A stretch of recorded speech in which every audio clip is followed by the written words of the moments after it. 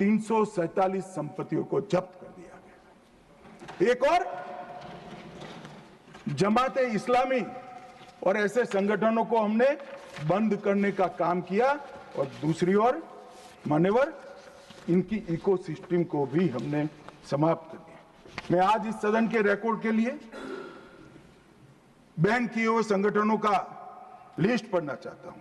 The resistance front TRF जिसने घटना करी थी, people's anti fascist front, Tehreek ul Mujahideen, Jamaat ul Mujahideen, Jammu Kashmir Ghaznavi force, Khalistan tiger force, हिब्ज ul Tahrir, Jamaat-e Islami, Jammu Kashmir liberation front, Jammu Kashmir democratic freedom party, Muslim league Jammu Kashmir, Tehreek-e Hurriyat, Muslim conference सुमजी group, Jammu Kashmir national front, Jammu Kashmir people front league, Jammu Kashmir people's league, Jammu Kashmir इत्तिहाद मुसलमान Awami action committee और इसके साथ साथ सिख फॉर जस्टिस और PFI को भी हमने बैन कर दिया।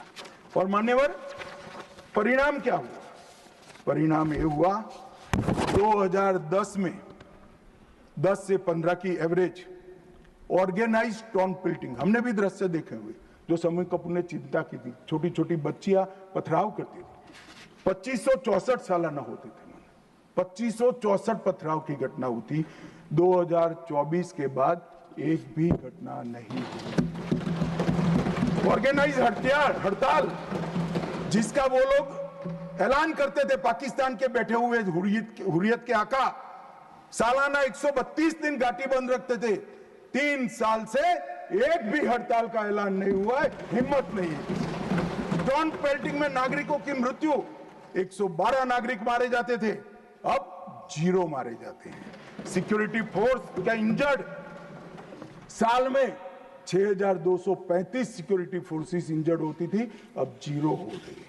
मान्यवर इसके साथ साथ ये पूछ रहे थे, अभी वो शिवसेना की सदस्य भी पूछ रहे, क्या आतंकवाद समाप्त हो गया? इतनी गहरी जड़ें कांग्रेस ने डाली है, समाप्त होने में बहुत देर लगेगी। हमारा प्रयास है जल्द से जल्द, परंतु मान्यवर आंकड़े में कहना चाहता हूं समाप्ति के कगार पर है। आपको पसंद नहीं आएगा मगर समाप्ति के कगार पर है। पहले 2004 से 14 तक कुल घटनाएं 7217 हुई, 7217, 7217 और जून 15 से मई 25 तक 2150, 70% की कमी हो गई। मानव आतंकवादी घटनाओं में 70% कमी, नागरिकों की मृत्यु 1770 हुई थी, अब नागरिकों की मृत्यु 357 हुई है। मान्यवर 80% की कमी। और सिक्योरिटी फोर्सेस 1060 मारे गए थे, अब 542 मारे गए हैं। मान्यवर 49% की कमी। मान्यवर इसके साथ साथ हमने कश्मीर के अंदर ढेर सारा काम किया है। मान्यवर लगभग 59,000 करोड़ की 53 परियोजनाएं, चिनाब पर विश्व का सबसे बड़ा पुल बना, 8.5 किलोमीटर लंबी बनिहाल सुरंग बनी, उधमपुर श्रीनगर बारामुल्ला तक रेल पहुंची, जोजिला सुरंग और बनिहाल सुरंग बने, रोजगारी का सृजन 63,000 लोगों का हुआ, जम्मू देश का पहला शहर बना जहां IIM, IIT और एम्स तीनों संस्थान वहां पर है। मान्यवर पहला शहर। लगभग ऐसी स्थिति कश्मीर में भी तीनों प्रोग्रेस पर है। 40,000 नौकरियां दी, विस्थापितों को प्रतिनिधित्व दिया, कश्मीर विस्थापित कश्मीर पंडितों के 2 सदस्यों का नामांकन करने का कानून लेकर आए। और सबसे बड़ी बात मान्यवर, हमने भारत के संविधान का झंडा कश्मीर में फहराने का काम। ये पूछते हैं क्या हुआ? पहले 3 परिवारों तक राजनीति, ना पंच था, ना सरपंच था, ना तहसील पंचायत थी, ना जिला पंचायत। आज जम्मू कश्मीर में 34,260 जनप्रतिनिधि चुने हुए जम्मू कश्मीर के नागरिकों की सेवा कर। मान्यवर पहले चुनाव होते थे। मुझे एक सेना के रिटायर्ड जनरल मिले, बाद में मैं बताता हूं। उन्होंने कहा अमित भाई हमारा काम तो मुख्य सुरक्षा का नहीं था, वो तो भगवान भरोसे थे। सबसे बड़ा काम फर्जी वोटिंग करना था, कराते थे प्रशासन, हम इनकार करते थे। कई लोगों को मेमो दिए गए, फिर भी हम अड़े रहते थे। 3%, 4% वोटिंग होती थी। आज नरेंद्र मोदी के शासन में जिला पंचायत के चुनाव में 98.3%, जनरल इलेक्शन में अब तक का सबसे ज्यादा वोटिंग आजादी से। ये बताता है वहां लोकतंत्र प्रस्थापित हो रहा है मान्यवर। और 63% हुआ और 1000 करोड़ से रुपये से ज्यादा पैसा पंचायतों को सीधा देने का काम किया। मगर मान्यवर ये क्यों हुआ, मैं आज पूरे सदन को बताना चाहता हूं। मैं भी इस बात को कभी उजागर नहीं किया, मगर मुझे लगता है मौका भी है और दस्तूर भी है। जब से प्रधानमंत्री जी प्रधानमंत्री की कुर्सी संभाले, तब से उनके दिलो दिमाग पर कश्मीर की शांति का भूत था। अहरनीश सुधर मान्यवर 2015 में पार्टी का अध्यक्ष बना। मोदी जी ने मुझे जनरल सिन्हा के घर पर भेजा। जनरल सिन्हा जो कई साल तक कश्मीर में सेवा की, नॉर्थ ईस्ट में भी सेवा की, एनसीआर में रहते थे। मैं 3 दिन उनके घर पर बैठा, उन्होंने पूरी डिटेल बताई। फिर कश्मीर से जुड़े हुए 25 लोगों की अलग अलग सूची दी। इनके साथ मैंने घंटों चर्चा की थी और मोदी जी ने भी अनेक लोगों को बुलाकर चर्चा की। अगर मोदी जी करते हैं वो बताते नहीं है, मगर मुझे कुछ तो मालूम है, क्योंकि काफी सरपंच को मिले थे। इनकी मिनट्स मेरे पास आई थी।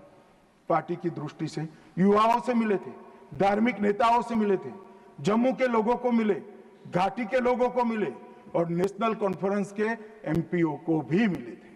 और ढेर सारा मंथन 2014 से चलता था। वो मंथन अंत में कश्मीर के अंदर, आज मैं विश्वास के साथ कह रहा हूं साहब, आतंकवाद समाप्ति के कगार पर है। आतंकवाद समाप्ति के कगार पर। एक जमाना था कि पाकिस्तान को आतंकवादी पाकिस्तान से भेजने ही नहीं पड़ते, हमारे कश्मीर के युवा हाथ में हथियार उठा लेते।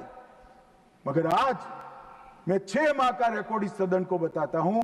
6 माह में आतंकवादी संगठनों में एक भी कश्मीरी युवा की भर्ती नहीं हुई है और जो मारे जा रहे हैं वो सारे पाकिस्तान, क्योंकि जम्मू कश्मीर के अवाम ने मोदी जी की नीतियों को स्वीकारा है।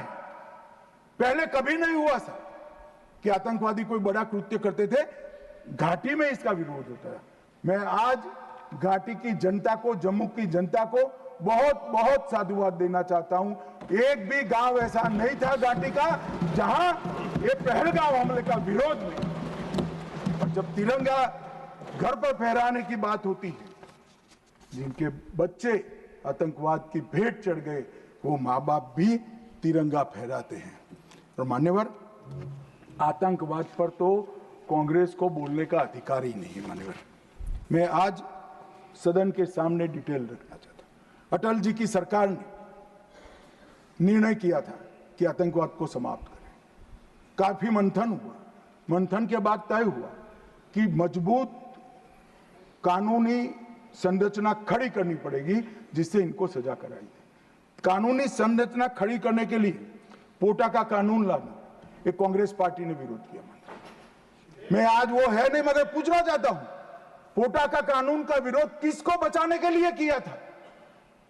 खैर, उन्होंने तो विरोध किया, राज्यसभा में गिर गया।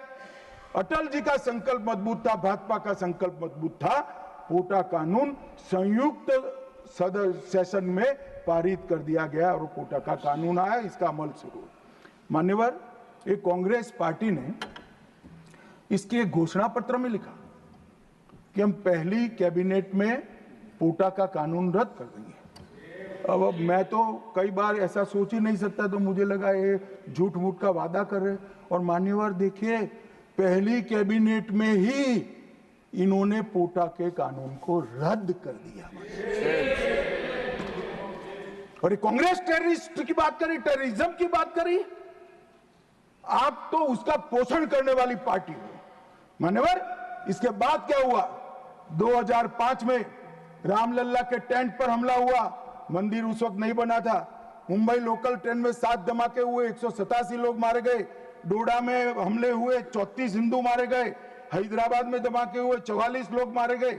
2005 रामलला का टेंट, 2006 मुंबई ट्रेन, डोडा 2006, 2007 2 बम धमाके हैदराबाद में 44 लोग मारे गए, 7 यूपी में धमाके हुए 13 लोग मारे गए, 8 रामपुर सीआरपीएफ कैंप पर हमला हुआ, 2008 आर्मी के काफिले पर हमला हुआ, 10 नागरिक मारे गए, 2008 आतंकी हमला हुआ, 246 लोग मारे गए, 2008 जयपुर में 8 बम धमाके, 2008 अहमदाबाद में 21 बम धमाके, 2008 दिल्ली में 5 बम धमाके, 2010 जर्मन बेकरी बम धमाका, 2010 वाराणसी में बम धमाका, 2011 मुंबई में बम धमाका, 3 लोग मारे गए। एक भी वर्ष खाली नहीं गए मन में। और हमें पूछ रहे हैं कि आपने क्या किया। 100 दिन तक पूछते ही रहे कहां गए, क्या किया, क्या किया, क्या किया। अब मुझे बताओ भाई, 2005 से शुरू कर 2011 तक आपने क्या किया? कांग्रेस पार्टी ने क्या किया? कौन से कानून लाए, कौन से कदम उठाए, और कब जाकर पाकिस्तान पर सर्जिकल स्ट्राइक, एयर स्ट्राइक और ऑपरेशन सिंदूर का आपने प्रयोग किया? ये जवाब कांग्रेस पार्टी को, देश की जनता को देना पड़ेगा।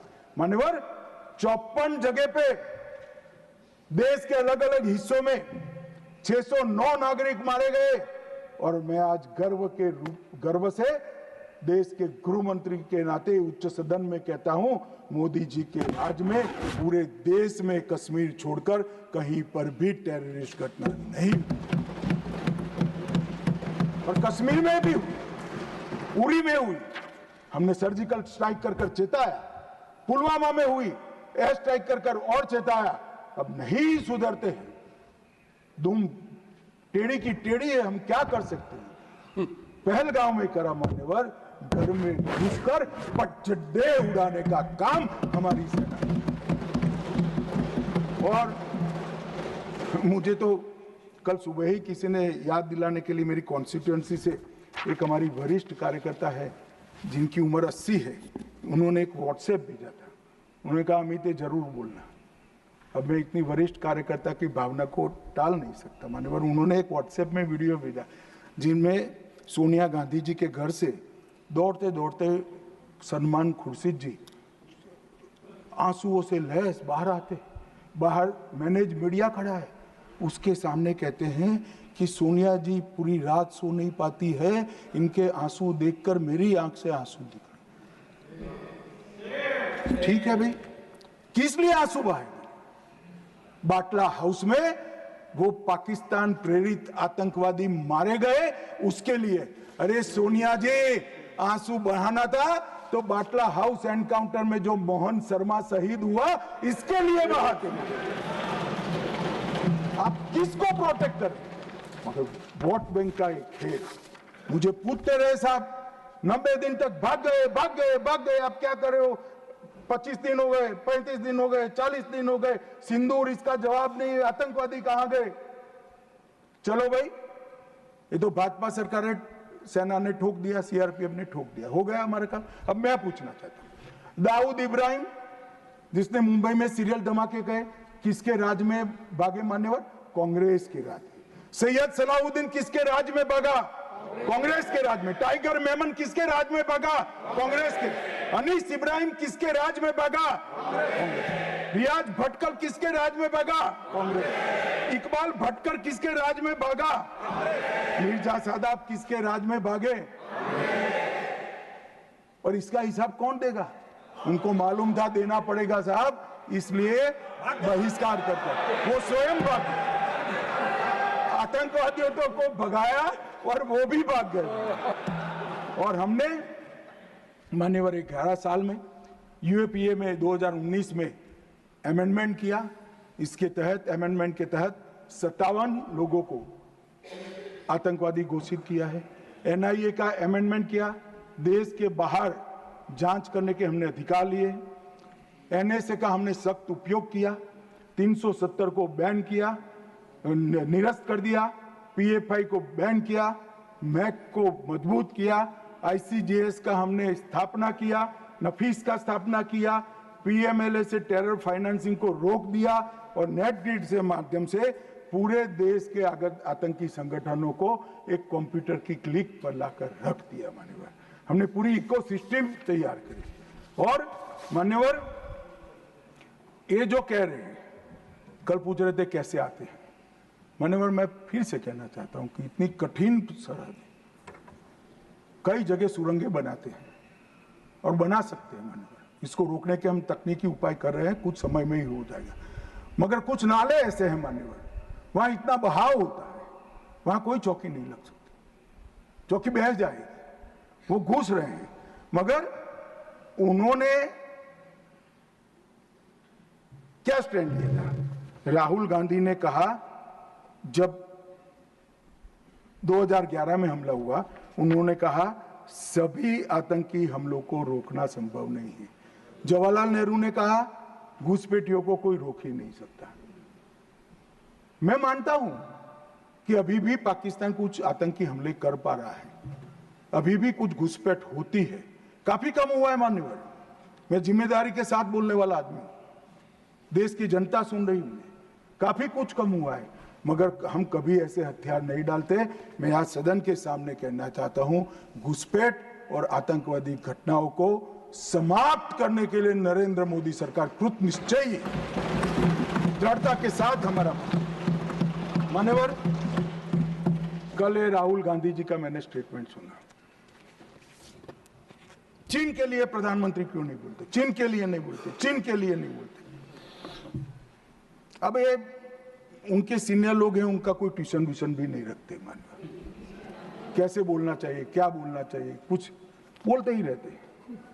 मगर आपने जब चीन की लड़ाई समाप्त हुई तब क्या किया था? चीन की लड़ाई समाप्त हुई तब हमारा 38,000 वर्ग किलोमीटर हिस्सा चीन को, अक्साई चीन का देने का काम कांग्रेस पार्टी और आपके नाना जवाहरलाल नेहरू ने किया था। मान्यवर, 1955 में देश में बहुत कम लोग जानते हैं, और ये पूछ रहे हैं कि कल मुझे कहने लगे झूठ बोल रहे हैं। मैं आज चीज भी लेकर आया, मैं selected works of Jawaharlal Nehru series volume 29 पृष्ठ 231 पढ़ रहा हूं, जो नेहरू जी ने स्वयं संकलन करा है।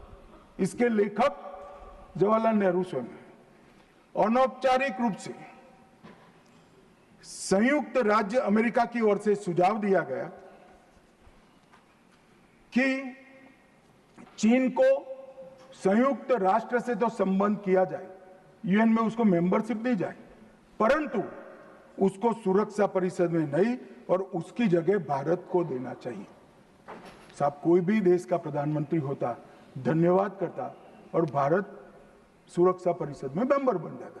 आज मोदी जी जो प्रयास करते थे, करने की जरूरत भी नहीं पड़ती, हमारे पास भी वीटो होता। परंतु इन्होंने क्या कहा, हम स्वीकार नहीं कर सकते चीन जैसे महान देश को सुरक्षा परिषद